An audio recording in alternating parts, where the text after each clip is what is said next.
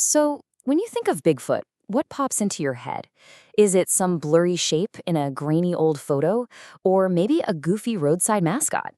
Well, the truth is, the story of Bigfoot isn't just one story. It's really at least three, and each one tells us something pretty fascinating about our relationship with the wild.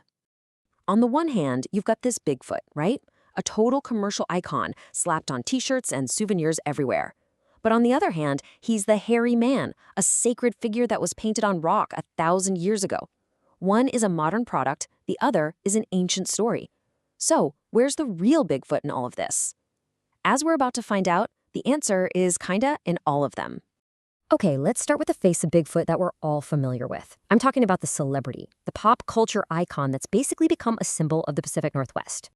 It's this funny paradox, right? Because we can't seem to find the actual creature. We've just decided to recreate it everywhere. This version of Bigfoot is friendly, he's a fun mascot for the wild, and let's be honest, he's undeniably good for business. But this cartoonish image, it's just the very top layer of a much, much deeper legend. So now let's peel back that commercial layer to find the second face. Bigfoot, the elusive cryptid. Now, a cryptid is just an animal whose existence hasn't been proven. And this is where we get into the world of scientific debate and, well, some pretty terrifying legends. Is it some undiscovered species, or is it something a whole lot more menacing? Long before anyone ever said the name Bigfoot, the Iroquois oral traditions were telling stories of the Atne Yarhe, which means the stonish giants. And believe me, these were no gentle giants. The Tuscarora historian David Cusick, who was the first to write these stories down, described them as these incredibly formidable beings, covered in fur so thick it was basically like armor. Cusick's accounts paint this horrifying picture of monstrous cannibalistic predators that terrorize the lands south of the Great Lakes, literally preying on entire tribes. It's a pretty stark contrast to the friendly face on an air freshener, isn't it?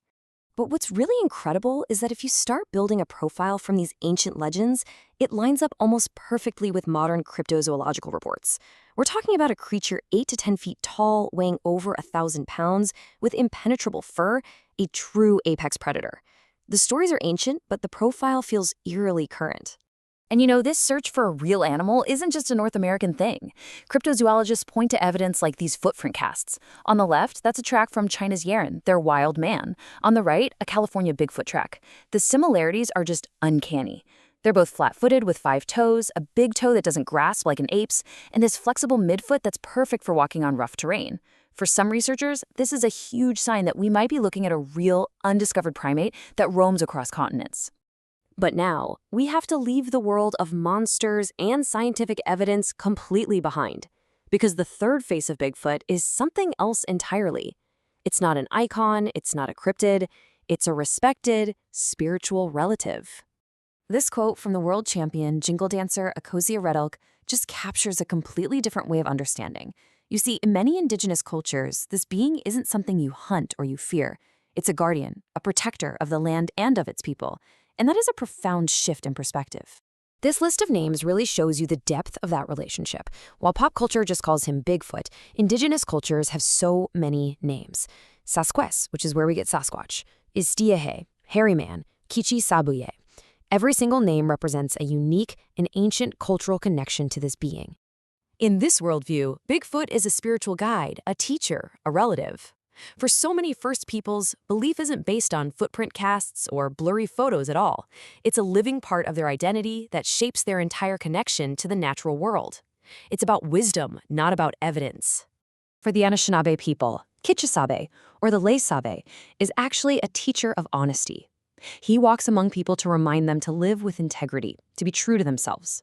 In fact, being called an honest man was the absolute highest honor because it directly associated you with the spirit of the Lay.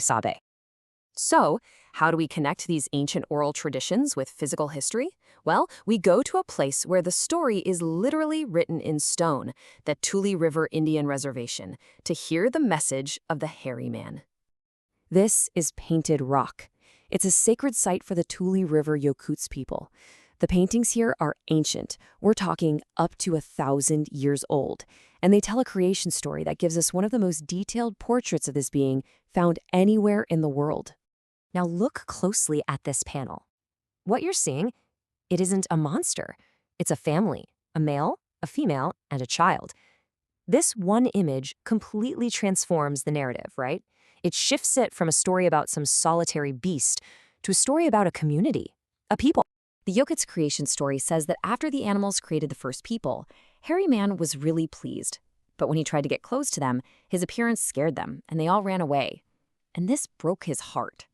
And that is why, in this ancient painting, the hairy man is crying. And this role isn't just ancient history.